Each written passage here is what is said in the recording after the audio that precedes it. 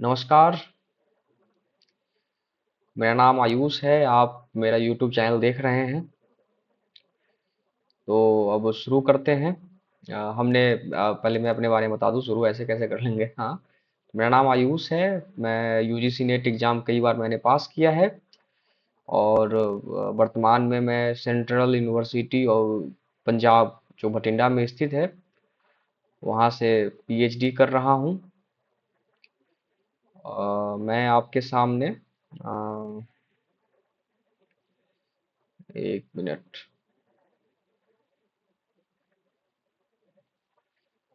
मैं जो है एक सीरीज शुरू किया हूँ टीचिंग एप्टीट्यूड से जुड़ा हुआ, जिसमें आपको जो है टीचिंग एप्टीट्यूड से जुड़ा हर एक टॉपिक और सब टॉपिक्स का नोट्स मिलेगा, एक आसान भाषा में, ऐसी भाषा जो आपको बहुत आसानी से समझ में आए। क्योंकि जितने भी नोट्स हमने देखे हैं पेड कोर्स का या किताबों का, उसमें थोड़ा मुझे लगता है कि वो हिंदी अनुवाद किया गया है अंग्रेजी से, जिसको समझने में थोड़ा मुश्किल होता है। मुझे तो बहुत हुई थी, आपको भी हुई होगी। तो मैंने वही जो प्रॉब्लम है उसी को आइडेंटिफाई किया है कि जो हिंदी माध्यम के बच्चे हैं वर्नाकुलर बैकग्राउंड का के, तो उनको सहूलियत हो उनके यूजीसी नेट की एग्जाम में। और हम प्रयास करेंगे कि हम हर एक यूनिट को अच्छे से समझें, और 40 के आसपास हमारा फर्स्ट पेपर में क्वेश्चन सही हो।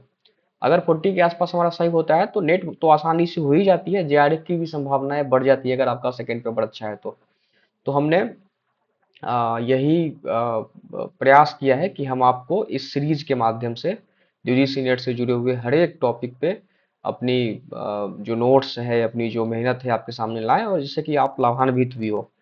बदले में मुझे आपका अभी फिलहाल तो कुछ नहीं चाहिए, बस आप मेरे यूट्यूब चैनल को सब्सक्राइब कर दीजिए, लाइक कर दीजिए, अपने दोस्तों के साथ शेयर कर दीजिए जो हिंदी माध्यम के बच्चे हैं जिनको थोड़ा सा मुश्किल हो रही है। और आप यकीन माने, मैं ऐसे हवा में बात तो नहीं कर रहा हूँ। जो पिछले मेरे 4 वीडियो अभी तक टीचिंग एप्टीट्यूड से जुड़ा हुआ है, उसको आप देखिए। उससे जुड़ा हुआ कोई भी सवाल आप उठा के देख लीजिए, पिछले 10 साल 5 साल के यूजीसी नेट का एग्जाम का आपका हर एक सवाल बनेगा।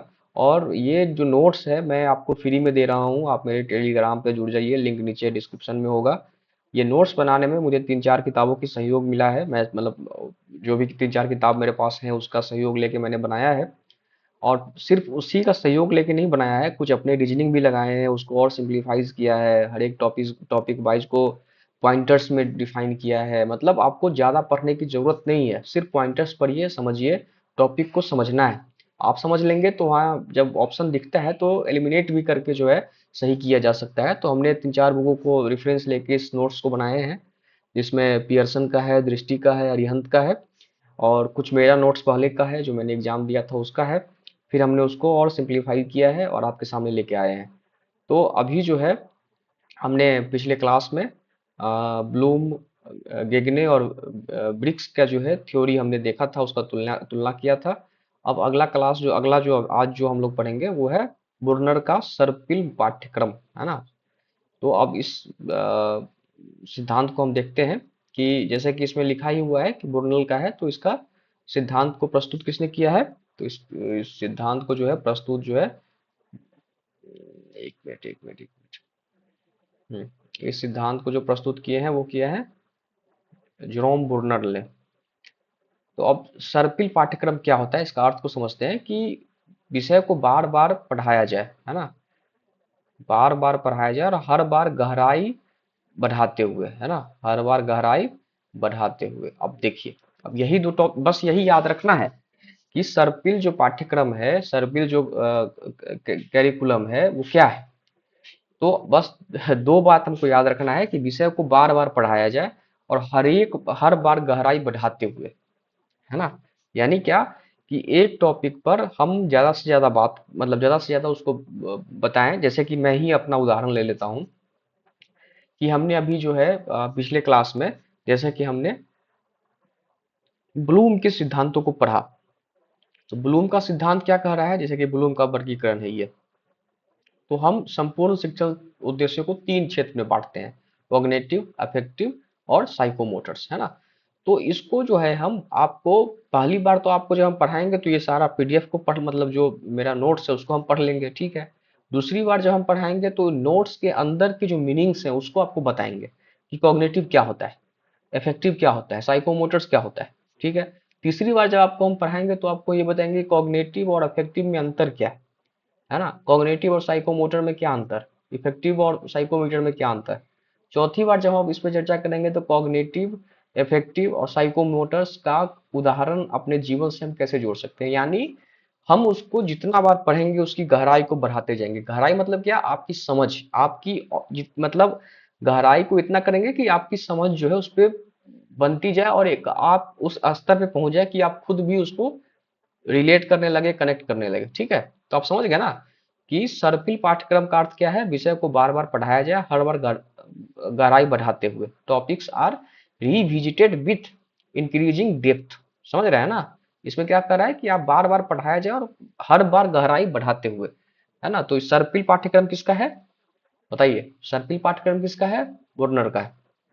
सर्पिल पाठ्यक्रम किसका है, वुर्नर का है। सर्पिल पाठ्यक्रम किसका है, वुर्नर का है। ठीक है। चलिए आगे चलते हैं, है ना। तो ज्ञान का प्रतिनिधित्व तीन तरीके बताए हैं, है ना। वुर्नर ने ज्ञान के प्रतिनिधित्व के तीन तरीके बताए हैं।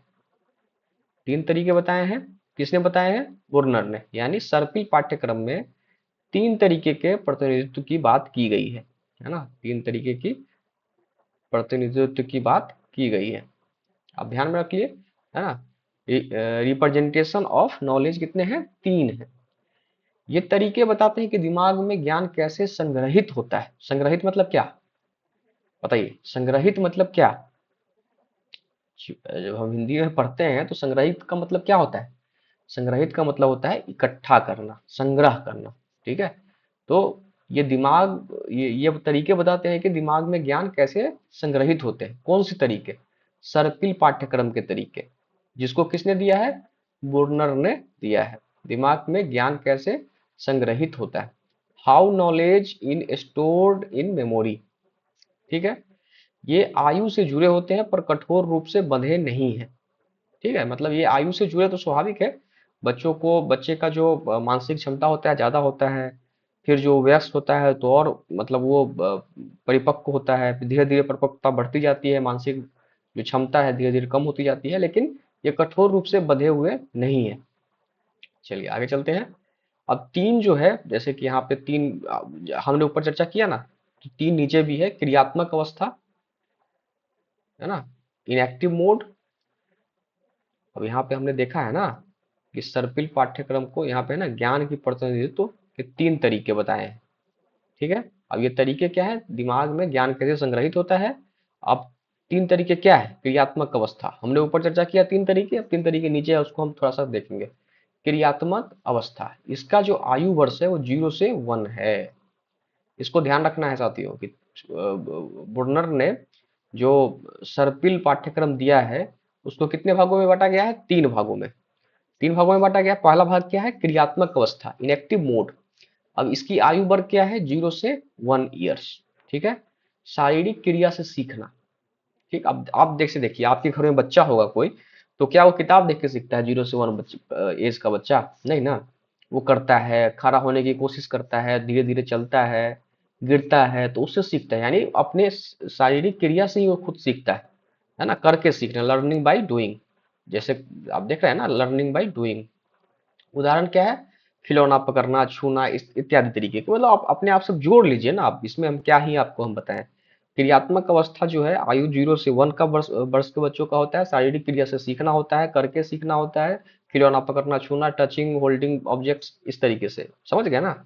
आप अपने आप से जोड़ेगी नहीं जोड़िए, आप बताइए। जब तक आप नहीं जोड़ पाएंगे तब तक ये क्लियर नहीं हो पाएगा। आप सिर्फ अपने आप अपनी घट मतलब अपने आसपास के, अपने घर के घटनाओं से इसको जोड़िए। आपके घर में बच्चा है तो जोड़िए, आसपास में कोई बच्चा है तो उसके जोड़िए।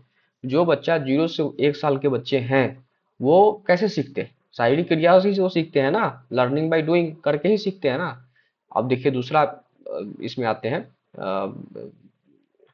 प्रतिनिधित्व में, रिप्रेजेंटेशन में, आइकोनिक अवस्था। आइकोनिक अवस्था ये क्या है, 1 से लेकर 6 वर्ष तक। इसमें क्या है, चित्रों और दृश्य के माध्यम से सीखना, learning through images and visuals. ठीक है। अब जो है 1 से 6 साल के जो बच्चा है वो चित्र देख के सीखता है, दृश्यों को माध्यम से सीखता है, दिमाग में तस्वीर बनाना है ना, वो जो है दिमाग में तस्वीर बनाना शुरू कर देता है ना।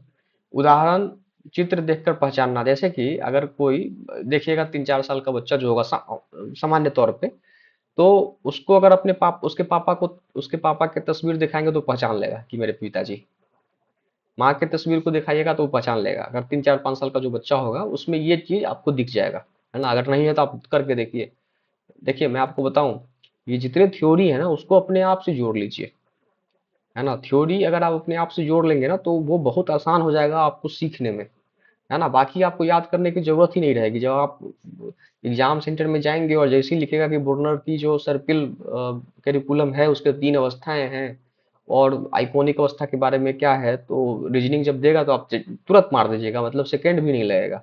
तो अपने आप को जोड़ लिया जाए अपने वर्तमान स्थिति से, अपने जो भी घटनाएं आपके आसपास घर मतलब जो भी आपको रिलेट हो रही है उस चीज से उसको जोड़ लिया जाए। तो इसमें क्या है, आइकॉनिक अवस्था 1 से 6 वर्ष का, दिमाग में तस्वीर बन जाता है, चित्र देखकर पहचानना। समझ गए ना आप इसको। आगे बढ़े। तीसरा क्या है, प्रतीकात्मक अवस्था, सिंबॉलिक मोड। ये है 7 वर्ष और उससे अधिक। ठीक है। शब्दों और प्रतीकों से सीखना। हाँ, यहाँ पे क्या है, शब्दों और प्रतीकों से सीखना, 7 वर्ष से अधिक। ये वर्ष वाला याद रखना है साथियों, ये कुछ कंफ्यूजन कर देगा, समझ रहे हैं ना। पहला क्या है, क्रियात्मक। ठीक है। पहला क्या है, क्रियात्मक। दूसरा क्या है, आइकॉनिक। तीसरा क्या है, प्रतीकात्मक। पहला का एज क्या है, 0 से 1। दूसरा का क्या है, आइकॉनिक का 1 से 6।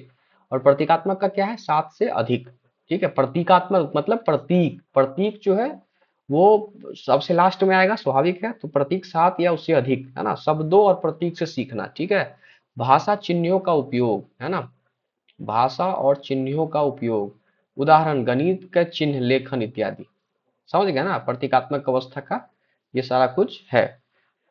एक बार रिवीजन कर लिया जाए और मतलब याद ही कर लेना है, मतलब झंझटे छोड़ देना है, नोट्स बनाना, रिवीजन करना ना, एक के बार में यादें हो जाएगा। समझ रहे हैं ना, जिस मेथड से हम लोग पढ़ रहे हैं उस मेथड से। आप देखिए ये जो है ना बुर्नर का सर्पिली पाठ्यक्रम, आप किसी भी नोट्स में जितना पेड नोट्स नोट्स मिलता है जो यूट्यूब वगैरह पे और बड़े बड़े संस्थान में लोग पढ़ा रहे हैं, आप इसको देखिए। आपको ना मोटा मोटा पैरा पैराग्राफ में लिख के देगा, मतलब 3 4 एक दो 2 3 पेज तो लगा ही देता है। और हमने क्या किया है, बस पॉइंटर में तोड़ा है, आप तक पहुंचाया है, आसान भाषा में आसान समझ के साथ अपने आप को जोड़ लेंगे, कहीं मुश्किल नहीं है। ठीक है। बुर्नर के सर्पिल पाठ्यक्रम क्या है, इसको 3 भागों में इसको बांटा गया है। बार बार पढ़ना है, हर बार गहराई से पढ़ना है। ये दिमाग में कैसे ज्ञान संग्रहित होता है इसके बारे में है। ये आयु से जुड़े हुए हैं पर कठोर रूप से बंधे नहीं है। ठीक है। अब क्या है, इसके 3 अवस्था क्या है, क्रियात्मक अवस्था जो 0 से 1 एज के बच्चों के लिए है। वो बच्चे क्या करते हैं, शारीरिक क्रिया से सीखते हैं, करके सीखते हैं। दूसरा क्या है, आइकॉनिक अवस्था, जिसमें 1 से 6 वर्ष तक बच्चे इसमें आते हैं, चित्र और दृश्य के माध्यम से सीखना होता है। दिमाग में तस्वीर बनता है, उदाहरण चित्र देख के पहचानना। प्रतीकात्मक अवस्था क्या है, सिंबॉलिक मोड, 7 वर्ष या उससे अधिक, शब्द और प्रतीकों से सीखना, भाषा और चिन्हों का उपयोग, उदाहरण गणित के चिन्ह, लेखन। ठीक है। हो गया ना, आप कंटिन्यू करें, कोई मुश्किल नहीं होगा। अब चलिए कुछ मॉडल्स पे हम लोग बात कर लेते हैं, है ना। ADDIEL मॉडल, है ना। अब जो है ये मॉडल को आप ऐसे ही याद कर लीजिए, ADDIE मॉडल, है ना। तो इसमें क्या है, देखिए इसमें भी इसका फुल फॉर्म दिया हुआ है ना, एडीएल मॉडल का विश्लेषण डिजाइन। चलिए शुरू करते हैं शुरू से। तो ये मॉडल जो है, इस मॉडल का विकास जो है फ्लोरिडा स्टेट यूनिवर्सिटी ने 1975 में किया था। फ्लोरिडा स्टेट यूनिवर्सिटी ने 1975 में किया था। शुरुआत में इसका उपयोग सैन्य प्रशिक्षण के लिए हुआ था, है ना। Initially used for military training. बाद में यह सभी प्रकार के प्रशिक्षण में उपयोग होने लगा। ठीक है। तो एडीडीआई मॉडल जो है ये 1975 में कहा हुआ था, फ्लोरिडा स्टेट यूनिवर्सिटी में। पहले इसको मिलिट्री ट्रेनिंग के लिए यूज किया जाता था, बाद में इसको प्रशिक्षण, सही प्रकार के प्रशिक्षण के लिए उपयोग किया जाने लगा। ठीक है। इतना समझ गए। भूमिका रहा, भूमिका बहुत छोटा सा है, एक दो दो लाइन का है, आपको याद कर लीजिए। तो एडीआई मॉडल जो है ये एक शिक्षण मॉडल है। शिक्षण मॉडल, शिक्षण मॉडल क्या होता है? शिक्षण मॉडल क्या होता है? आप बताइए, शिक्षण मॉडल क्या होता है? शिक्षण मॉडल वो होता है ना जो जो जो ट्रेनिंग्स होते हैं उसका एक मॉडल। शिक्षण मतलब जो प्रेजेंट करना है हमको, उसका एक मॉडल। प्रेजेंट कौन करता है? टीचर या इंस्ट्रक्टर, या मतलब जो प्रेजेंटेज जो रिसोर्स पर्सन होता है वो प्रेजेंट करता है। किसको करता है? जो लर्नर होता है। जैसे मान लीजिए हम आपको प्रेजेंट कर रहे हैं, क्या प्रेजेंट कर रहे हैं? ये पीपीटी प्रेजेंट कर रहे हैं आपको। अपना चेहरा मेरा आ रहा होगा वो प्रेजेंट कर रहे हैं। हम हमारा जो हॉस्टल का रूम है वो पीछे से बैकग्राउंड आ रहा है। तो प्रेजेंट जो है ये ओवरऑल प्रेजेंट हो रहा है। लेकिन शिक्षण मॉडल, अब हम मेरा जो शिक्षण मॉडल ये है कि हम एक पीपीटी बनाए हैं, पीपीटी को आपके सामने हम प्रेजेंट कर रहे हैं, उसको लाइव एग्जांपल के साथ जोड़ रहे हैं जिसको आपको आसानी से समझना है। तो उसी तरीके से अब कर कौन रहा है? हम कर रहे हैं। हम कौन है? एक टीचर मान लीजिए, इंस्ट्रक्टर मान लीजिए, मेंटर मान लीजिए, है ना? आप किसके लिए कर रहे हैं? आपके लिए कर रहे हैं। आप कौन है? आप लर्नर हैं, आप सीखने वाले हैं, छात्र हैं, विद्यार्थी हैं, है ना? शोधार्थी भी हो सकते हैं। तो ये जो मॉडल है ये उसी तरीके का एक शिक्षण मॉडल है। ये डीडीएल मॉडल जो है वो इस तरह का एक शिक्षण मॉडल है। इसका जो उपयोग है प्रभावी शिक्षण अनुभव बनाने में होता है। प्रभावी शिक्षण अनुभव बनाने में होता है। इसे इंस्ट्रक्शनल डिजाइनर और ट्रेनर उपयोग करते हैं। ठीक है, आप समझ गए ना कि ट्रेनर, मुख्य रूप से जो ट्रेनर हैं, जो डिजाइनर हैं वो इसको यूज करते हैं। अब इसका पूरा फुल फॉर्म देख लेते हैं।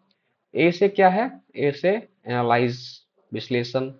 डी से डिजाइन, डी से विकास डेवलपमेंट, आई से इम्प्लीमेंटेशन, ई से एवल्यूएशन, है ना? अब जो है एडीएल मॉडल के 5 चरण हैं। पहला चरण क्या है? मतलब जो उसके फुल फॉर्म है उसी पे हम लोग आगे बढ़ते हैं। विश्लेषण, एनालिसिस, जरूरत को पहचानना। ठीक है, अब हमको क्या प्रेजेंट करना है? अब जैसे हमको, अब मैं अपना उदाहरण ले लेता हूँ। विश्लेषण के रूप में अगर इसको हम देखें कि क्या विश्लेषण क्या हो सकता है ना? एडीएल मॉडल को अपने हम ये पीपीटी से जोड़ के देखते हैं और अपने जो टीचिंग मेथड है उसको जोड़ के देखते हैं। तो पहला क्या है? विश्लेषण, एनालिसिस। तो हमने इस पूरे पीपीटी बनाने से पहले, यूट्यूब चैनल बनाने से पहले हमने एक प्रॉब्लम आइडेंटिफाई किया कि भाई हिंदी माध्यम के बच्चों के लिए यूट्यूब पे रिसोर्सेस हैं लेकिन उतना सफिशियंट नहीं है। वो अंग्रेजी का अनुवाद है सिर्फ हिंदी में, है ना? तो ये हमने प्रॉब्लम आइडेंटिफाई किया। तो हमने एक विश्लेषण किया यहाँ पे, जरूरतों की पहचान, है ना? ये देखिए, आइडेंटिफाइंग नीड्स।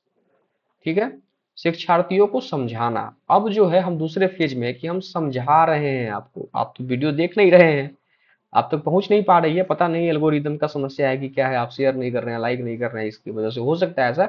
लेकिन हम विद्यार्थियों को समझा रहे हैं कि आप हमारे साथ जुड़िए तो आपको फायदा होगा, मुख्य रूप से होगा। और हम ये सिर्फ बता नहीं रहे हैं, आप करके भी देख सकते हैं। जो भी पिछले एग्जाम के क्वेश्चंस हैं जो हमने पढ़ चुके हैं अभी तक, आप उसको लगा के देखिए, एकदम बनेगा सवाल। के नहीं बनेगा तो फिर आप दूसरे जगह जाकर देख सकते हैं, या आप मुझे सुझाव दे सकते हैं कि आप इसको और बेहतर कीजिए, हम और बेहतर करने के प्रयास करेंगे। लेकिन मुझे लगता है कि बन जाना चाहिए, सवाल बनता ही है। और हम देख के ही, सारा नोट्स देख के ही हम इसको तैयार कर रहे हैं पीपीटी को। तो शिक्षार्थियों को समझाना, अंडरस्टैंडिंग लर्नर्स, है ना?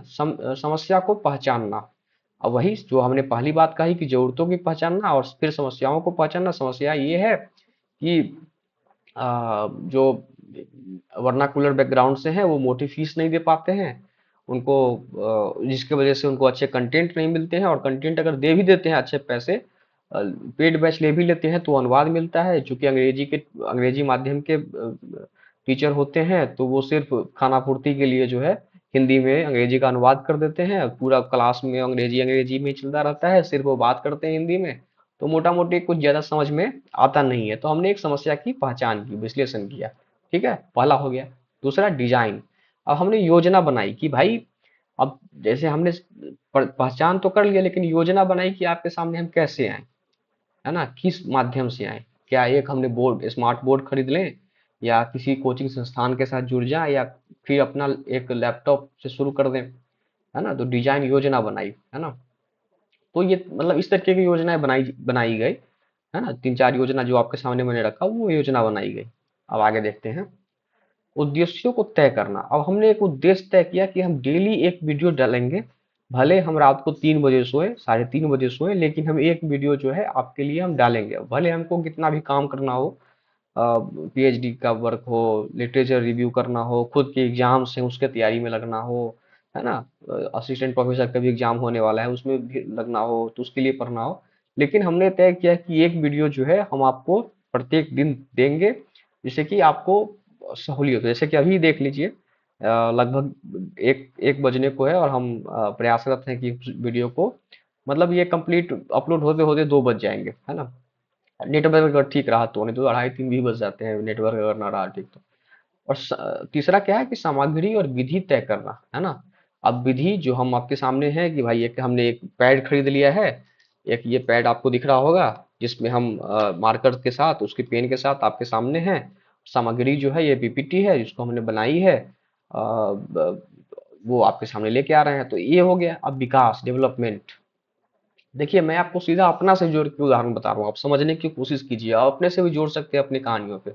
विकास डेवलपमेंट, तो अध्ययन सामग्री बनाना जो कि हम आपके सामने लेके आए हैं, कंटेंट तैयार करना जो आपके सामने है कंटेंट, ये हमारा पीपीटी। इम्प्लीमेंटेशन, शिक्षण को लागू करना, अब जो हम आपको हर एक दिन एक वीडियो लेके आ रहे हैं, प्रशिक्षण देना, आपको प्रशिक्षित कर रहे हैं कि भाई, आप प्रशिक्षण का मतलब तो ट्रेनिंग से होता है, लेकिन फिर भी आप मान लीजिए कि हम आपको बता रहे हैं कि भाई एग्जाम कैसे देना है, हमने एक वीडियो भी बनाई है कि मैंने 5 बार नेट कैसे निकाला है, तो प्रशिक्षण ही तो है वो, है ना। ये टीचिंग है लेकिन वो तो प्रशिक्षण है कि हम आपको बता रहे हैं कि भाई इस मेथड्स को आप यूज कीजिए, हमने पेपर 2 कैसे किया, पेपर 1 कैसे किया, तो ये क्रियान्वयन हुआ। मूल्यांकन, अब जो है हम लास्ट में जब हमारा पूरा कोर्स समाप्त हो जाएगा तो हम एक टेस्ट सीरीज लेके आएंगे जो कि मतलब निःशुल्क ही रहेगा, यूट्यूब पे ही होगा। तो वो परिणाम की जांच करेगा कि हम कितना स्तर तक सफल हुए हैं, आप तक कितना पहुंच पाए हैं, लेकिन इसके लिए जरूरी होगा कि आप हमसे जुड़िए तो सही।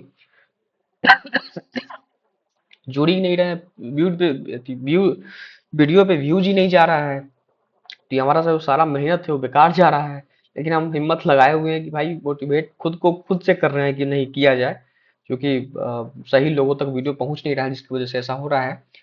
फिलहाल परिणामों की जांच लास्ट में होगा एग्जाम से पहले, मतलब एग्जाम हमको लगता है कि मिड जून के आसपास होगा, हम लास्ट मई से टेस्ट सीरीज करेंगे शुरू, तो इसमें परिणामों की जांच हो जाएगा।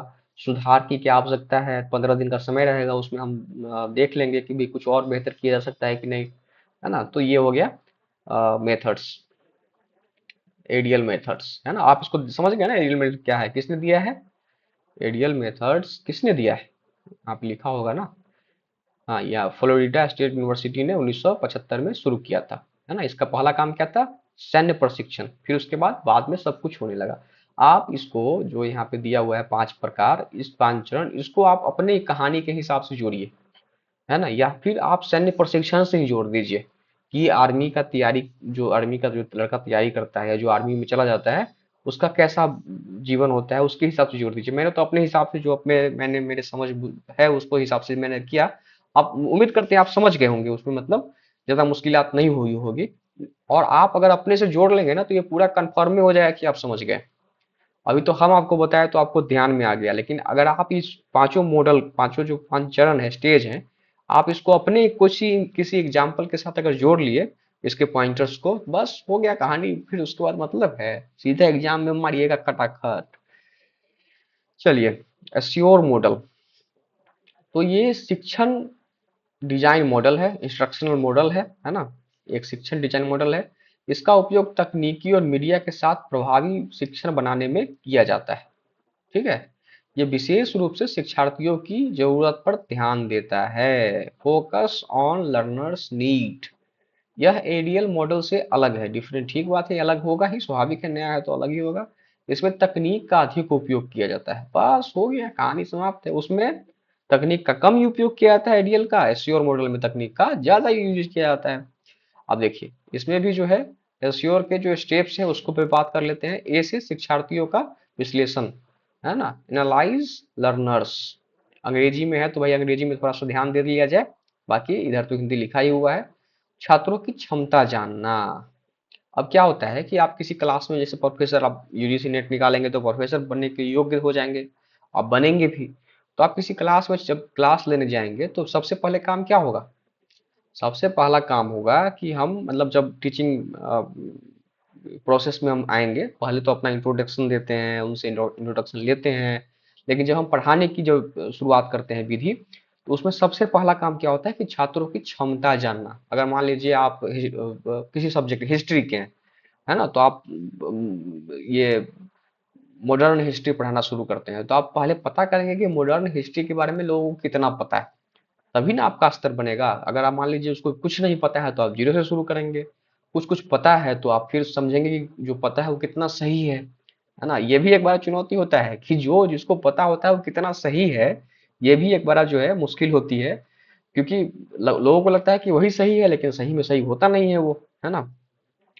दूसरा क्या है कि उसकी जरूरतों और स्तर पहचानना। पहले से ही पता चल गया कि छात्रों की ये क्षमता जानना जानेंगे तो उसकी जरूरत और स्तर तो पता चल ही जाएगा। अब दूसरा जो है एस्योर मॉडल का ए हो गया। अब होगा एस, है ना, स्टेट ऑब्जेक्टिव, उद्देश्यों का निर्धारण करना। अब पहला जब हम उसकी कमियों को पहचान लेंगे, उसकी जरूरतों को पहचान लेंगे, उसके स्तर को समझ लेंगे, तब हम अपना उद्देश्य का निर्धारण करेंगे कि हमको कैसे पढ़ाना है, क्या सिखाना है, यह तय करना, है ना। स्पष्ट लक्ष्य बनाना। आप समझ रहे हैं ना कितना आसान भाषा में आपको हम समझाने की कोशिश कर रहे हैं। आप किसी किताब को उठाइए, मैं अगर मतलब नहीं उठाना चाहता हूँ किताब, पियर्सन का यहाँ पे है, अरिहंत का है, दृष्टि का है। इन सारी चीजों को ना उसने पैरा पैराग्राफ में दिया है, और उसमें मतलब आप पढ़ के उलझ जाएंगे कि कितना याद करें, है ना। मैं पॉइंटर में इसलिए दिया हूँ कि बस स्पष्ट आपकी जो मतलब जो है ना हिट हिट पॉइंट, उसको बस लिखा हूँ जिससे कि आपको समझ में आ जाए, है ना। अब पैराग्राफ याद कौन थोड़ी होता है, हिट पॉइंट ही याद होता है। तो ये हो गया उद्देश्यों का निर्धारण करना, है ना। तीसरा एस जो है मतलब एश्योर का ए हो गया, दूसरा एस हो गया, तीसरा एस पे आते हैं। तो ये है सेलेक्ट मेथड, मीडिया और मटेरियल्स, विधि, मीडिया और सामग्री का चयन, है ना। आप क्लास में गए, पहले तो शिक्षार्थियों का विश्लेषण किया आपने, उसकी क्षमता जाना, उसकी जरूरत क्या है उसको पहचाना, क्या सिखाना है ये तय किया, फिर स्पष्ट लक्ष्य बनाया। अब जो है विधि आप बताएंगे कि पढ़ाने की विधि चुनना, है ना। तकनीक और सामग्री चुनना कि प्रोजेक्टर पे पढ़ाना है कि व्हाइट बोर्ड पर कि ब्लैक बोर्ड पर, प्रोजेक्टर में क्या पढ़ाना है ना। तो अब सामग्री का उपयोग आएगा, you, utilize media and materials. अब चलिए सामग्री आपने मान लिया कि भाई हमको व्हाइट इस पे स्मार्ट टीवी पे पढ़ाना है, नया कल्चर चला है स्मार्ट टीवी का तो स्मार्ट टीवी पर पढ़ाना है। तो आप क्या करेंगे कि सामग्री का उपयोग कैसे करेंगे, है यूटिलाइज कैसे करेंगे, चुनी गई सामग्री का सही उपयोग, है ना। अब स्मार्ट टीवी पे है तो आप मान लीजिए कि उसमें ये भी दिखा सकते हैं कि जो अब तो एआई आ गया है, एआई से तुरंत जनरेट हो जाता है ना, कि भाई बताइए कि प्लासी का जो युद्ध हुआ था वो किस नदी के किनारे हुआ था, किनके किनके बीच हुआ था, तो तुरंत एआई जो है आपको जनरेट करके 1 मिनट 2 मिनट का वीडियो बना के दे देगी, या उसका कंटेंट आपको दे देगी, पिक्चराइज कर देगी, है ना। तो अब जो है अब तो बहुत अच्छा हो गया है, तो कक्षा में उसको लागू करना। आप समझ गए ना सामग्री का उपयोग। अब आर आया है। आर का मतलब क्या है, रिक्वायर्ड लर्नर्स पार्टिसिपेशन, शिक्षार्थियों की भागीदारी। अब जो है ये सब तो हमारे साइड से हो रहा है।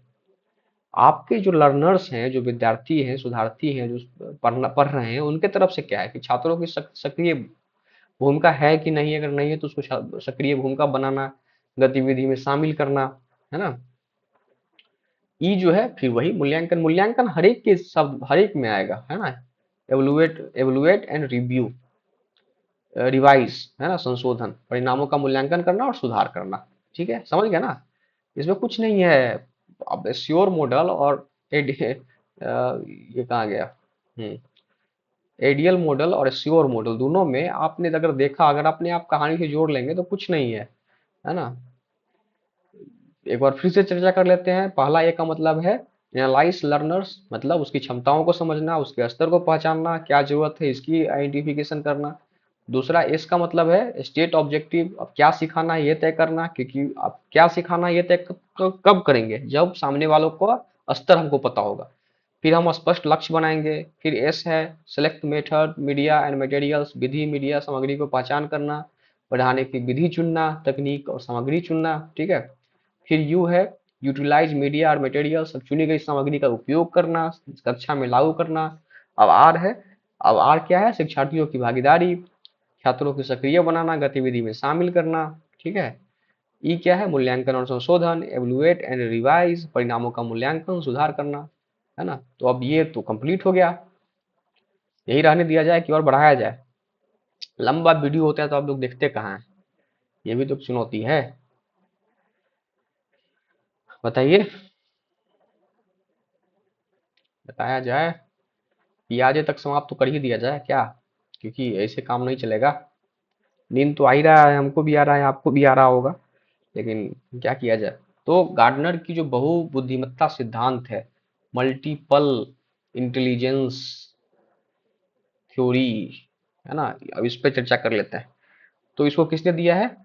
हॉवर्ड गार्डनर ने दिया है। यह व्यक्ति की बुद्धि अलग अलग प्रकार की होती है, मतलब देखिए, हम लोग का पढ़ते हैं ना बच्चा में, हम लोग कहते हैं कि हर एक व्यक्ति अलग अलग होता है, हर एक व्यक्ति का अंदर अलग अलग विधा होती है, मतलब योग्यता होती है ना। यही बात कहा है कि हर एक व्यक्ति की बुद्धि अलग अलग प्रकार की होती है। Every person has different types of intelligence. हम भी अंग्रेजी सीख ही रहे हैं महाराज। शुरू में 7 बुद्धिमत्ता दी गई है, बाद में 8वीं जोड़ी गई है। शुरू में क्या जोड़ी गई? शुरू में क्या है, गार्डनर साहब ने क्या बोला है, 7 बुद्धिमत्ताएं हैं, और बाद में क्या है, 8वीं जोड़ी गई है। पहली बुद्धिमत्ता क्या है? भाषाई बुद्धिमत्ता, लिंग्विस्टिक इंटेलिजेंस। हाँ, थोड़ा पानी पी लिया जाए।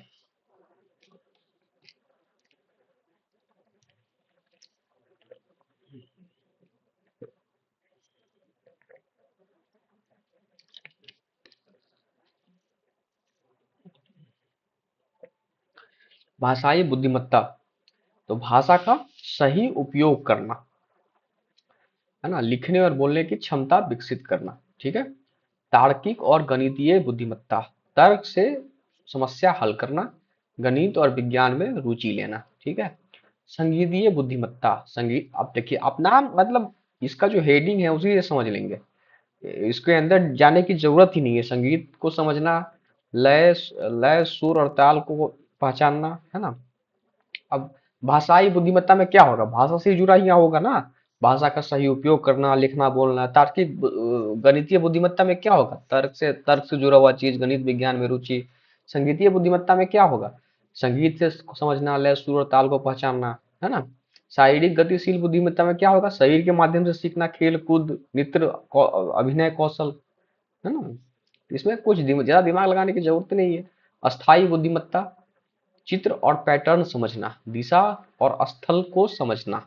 अब इसमें थोड़ी सी आपको मुश्किल हो सकती है। स्थानिक बुद्धिमत्ता, है ना, चित्र और पैटर्न समझना, अंडरस्टैंडिंग इमेज एंड पैटर्न्स, दिशा और स्थान की समझ, sense of space and direction. ये जो है ये थोड़ा बाद में डेवलप होता है। हम लोग भी जब किसी शहर में जाते हैं तो हमको पता नहीं चलता है कि सूरज कितने से उगा है ना। आप कभी किसी शहर में, जैसे पहली बार जब हम पटना गए थे बिहार, अपने घर समस्तीपुर से, तो हमको पता ही नहीं चल रहा था कि पूरब किन्ने है। सूरज इन्ने उग रहा था, हमको लगता था कि सूरज उत्तर में उगा हुआ है ना। तो धीरे धीरे जो है हमारी स्थानिक बुद्धिमत्ता जो है वो बनती है। अब क्या है, छठा क्या है? पारस्परिक बुद्धिमत्ता, है ना, इंटरपर्सनल इंटेलिजेंस, दूसरों को समझना, भावनाएं, इच्छाएं और व्यवहार समझना। तो दूसरों को जब कोई बात करता है, आप एक चीज गौर किए होंगे, जब आप 11th 12th में होंगे तो आप किसी को समझते नहीं होंगे, हम भी नहीं समझते थे। लेकिन ग्रेजुएट हुए, आप अभी पीजी कर रहे होंगे, पीजी पास आउट है, तो आप आपके अंदर वो क्षमता आ गई है कि दूसरे को समझते हैं आप, अच्छाई बुराई को आपकी समझ है। तो वही बात यहाँ कही गई है कि दूसरों को समझना, भावनाएं, इच्छाएं, व्यवहार को समझना। सातवां क्या है? अंतः व्यक्तित्व बुद्धिमत्ता, इंटरपर्सनल इंटेलिजेंस।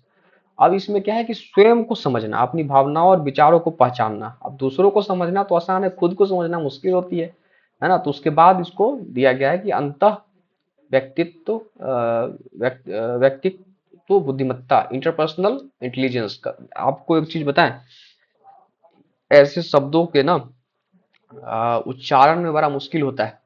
आप कितना भी हिंदी माध्यम से हो, लेकिन ये थोड़ा सा तो आपको ना अंग्रेजी थोड़ा सा ध्यान में रखना ही पड़ेगा। इंटरपर्सनल इंटेलिजेंस, है ना, अंत व्यक्तित्व व्यक्तिक अंतः व्यक्तित्व बुद्धिमत्ता, स्वयं को समझना, अपनी भावनाओं और विचारों को पहचानना,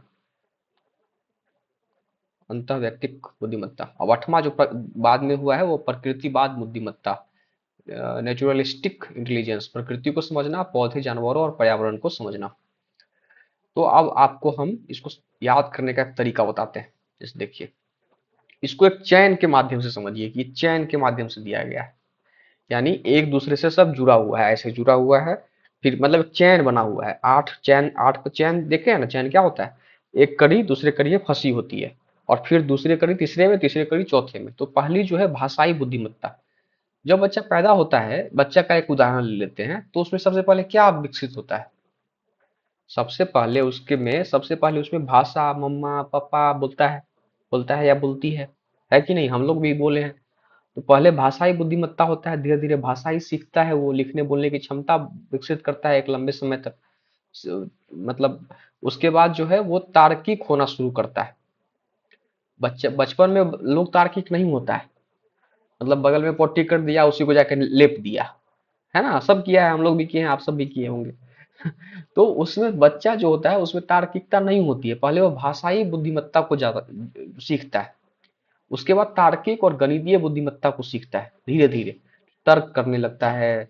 पूछता है कि ये, बच्चों में आप देखिएगा जो छोटे बच्चे होंगे 7 8 10 साल का, तो उसमें वो सवाल बड़ा पूछता है वो बच्चा कि भाई रेडियो कैसे बज रहा है, उसको खोल, तोड़ो, उसको तोड़ के देखते हैं।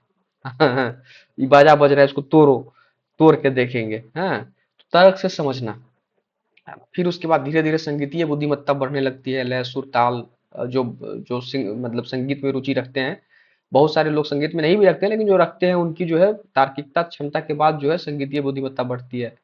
फिर शारीरिक गतिशील बुद्धिमत्ता बढ़ती है ना? फिर लोग खेल में जिज्ञासु होने लगते हैं, अभिनय करने लगते हैं, नृत्य करने लगते हैं, मतलब अपनी जो स्किल है उसको बढ़ाने लगते हैं।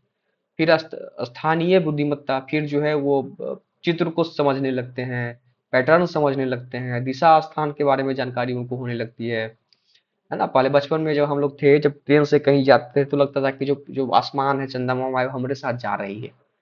फिर धीरे धीरे जैसे जैसे बड़े हुए, फिर हमको लगा कि नहीं, ट्रेन जा रही है, बुद्धि, वो चंदा मामा नहीं जाते हैं कहीं। हाँ, ट्रेन में लगता था कि भाई ट्रेन रुकी हुई है, और जो पेड़ उड़ है सो ही क्रॉस कर रहा है। आपके साथ भी हुआ होगा, हुआ कि नहीं हुआ, बताइए आप। तो ये स्थानीय बुद्धिमत्ता में आता है कि जैसे जैसे हम थोड़ा सा इंटेलिजेंस होते हैं, हमारे अंदर होती है, जैसे जैसे हम उस पड़ाव को आगे बढ़ते हैं, उस तरीके से हमारे जो अंदर जो है इंटेलेक्चुअलिटी जो है वो बढ़ जाती है, यानी जो स्थानीय बुद्धिमत्ता है वो समझ में आता है।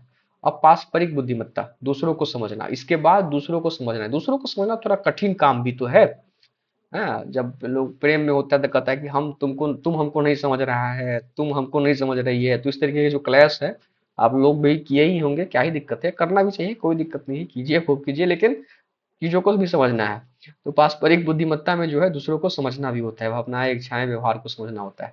अब जो है फिर दूसरों को समझने के बाद अपने आप को समझना है। पहले लोग दूसरों को खूब ज्ञान देगा। एक चीज नोटिस किए हैं, दूसरा के झगड़ा में सब बुद्धिमान हो जाता है, ये लड़ाई मत करो, ये सब अच्छा बात कौन थोड़ी है, लड़ाई बुड़बक काम करता है, सबको यही रहना है। लेकिन अपना जब लड़ाई होगा तो तन जाएगा कि नहीं, तुम ऐसे कैसे बोल दिया हमको, है ना?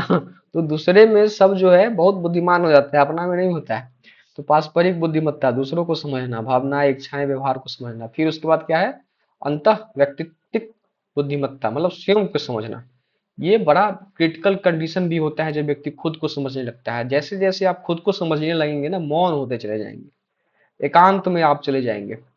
आप देखे होंगे बहुत सारे लोग, आप एग्जाम्पल ही सोसाइटी में ही देख लीजिए ना, जो बच्चा होगा कभी एकांत में नहीं बैठेगा, वो सबके साथ खिलता, मतलब कुछ ना कुछ करता रहेगा। लेकिन जो मेच्योर हो जाएगा, जिसका एज 30 के आसपास है, जो ठीक ठाक मतलब मानसिक रूप से ठीक है, आप उसको देखिएगा वो एकांत में बैठा रहेगा, है ना? और जो जितना अपने आप को अच्छे से समझ लेगा, जो जितना कम बोलेगा, मतलब जो सवालों से जितना घिरा रहेगा, वो एकांत में ही रहेगा।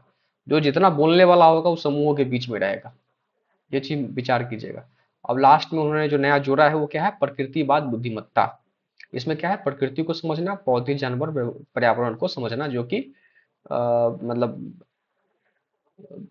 आप देखे होंगे ना कि भारत में कई सारे ऐसे लोग, अब हम पढ़ेंगे आगे जब पर्यावरण को हम पढ़ेंगे, यूनिट 9 में है, शायद 9 में है। यहाँ पे हम पढ़ेंगे बड़े जो हमारे भारत के जो पर्यावरण रक्षक हुए हैं, अमृता देवी, जिन्होंने पेड़ को बचाया राजस्थान में, फिर सुंदरलाल बहुगुणा, मेधा पाटकर जो नर्मदा को बचाती है, उसमें जो काम करती है। तो बहुत सारे लोग हुए हैं भारत में जिन्होंने ये प्रकृतिवाद को, बुद्धिमत्ता की जो उनकी जो समझ है उसको समझाया, और समझाया भी है लोगों को, और ये सवाल भी यूजीसी नेट में बहुत पूछा जाता है।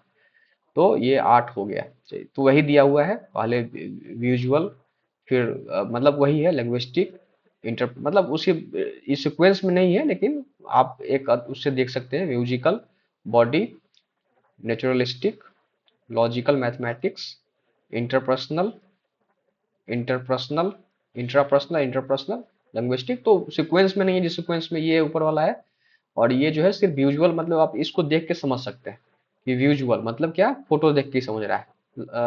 लिंग्विस्टिक क्या है, ये एक्स वाई जेड वाला करके सीख रहा है। इंट्रापर्सनल क्या है, खुद से कर रहा है ना। आप देखिए ना कि ये इंट्रापर्सनल दो लोग, मतलब ये जो लोग है, ये जो बैठा हुआ है, इसको समझने का कोशिश कर रहा है। इंटरपर्सनल, इंट्रापर्सनल खुद को समझने की कोशिश कर रहा है। लॉजिक, मैथमेटिकल, तो देखिए उसको घुमा फिरा रहा है, कार्बन डाइऑक्साइड और ऑक्सीजन को मिला रहा है इसमें। म्यूजिकल, म्यूजिक का चित्र दिया हुआ है। बॉडी, है ना, तो बॉडी में व्यायाम त्याम कर रहा है। नेचुरलिस्टिक, तो आप देखिए ये है। तो क्या पियाजे समाप्त कर दिया जाए आज, वो बोला जाए? पियाजे कहाँ तक है, डेल का अनुभव ही नहीं, पियाजे कल रखा जाए, है ना। ज्यादा नहीं करना है, आप लोग ज्यादा तनाव नहीं लीजिए। तो अभी देखिए हम 56 पेज का हमने टीचिंग एप्टीट्यूड का स्लाइड बनाया है, मतलब पेज वो पीपीटी बनाया है, जिसमें 37, मतलब 37 कंप्लीट हो गया है। हमको लगता है कि 3 दिन और चलेगा ये। 4 क्लास हो चुके हैं, आज 5वां है। 8 दिन में समाप्त कर देंगे इसको, फिर हम चलेंगे शोध पे, रिसर्च एप्टीट्यूड। उसमें भी बहुत मजा आएगा। ये तो समझिए कि ये अगर, ये जो सबसे मुश्किल जो टॉपिक है टीचिंग एप्टीट्यूड में, वो है इसमें पेपर 1 में, वो है टीचिंग एप्टीट्यूड। सबसे मुश्किल टॉपिक है, इसमें इतना पढ़ना है, क्या ही कहा जाए। और इसके बाद सब टॉपिक में आपको मजा आएगा, उसमें ज्यादा कुछ करना नहीं, सिर्फ समझना है। इसमें थोड़ा याद भी करना है ना। जैसे हमने पढ़ा एसईओ मॉडल, अभी पियाजे को पढ़ेंगे, फिर डेल को पढ़ेंगे, तो इसमें थोड़ा सा याद भी करना है। लेकिन हम कोशिश कर रहे हैं कि आपको याद जो है, याद करना ना पड़े, आप समझिए ले इसे, जो याद हो जाए, है ना।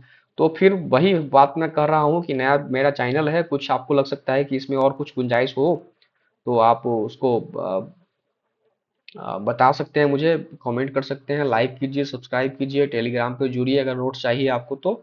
बाकी अपने साथियों को भी भेज सकते हैं, भेजिए ही, जरूर भेजिए। मुझे अभी आपकी मुझे मोटिवेशन चाहिए आपके चीज़ों से, मतलब आप बताएं मुझे कि अब कैसा लग रहा है आपको। ऐसा नहीं कि मैं वीडियो बनाता जा रहा हूँ और आपको कुछ मतलब ही नहीं, मतलब आप देख भी लेते हैं और कुछ रिएक्ट नहीं करते, तो ठीक बात नहीं है। तो चलिए ठीक है, बहुत बहुत शुभ रात्रि, है ना। लगभग 1:30 बजने को है। ये अपलोड अपलोड होते होते और समय लगेगा। तो आप इसको देखिए, जब भी देखिए तो आप उसको कमेंट वगैरह कर दिया कीजिए। थैंक यू, नमस्कार, शुभ रात्रि।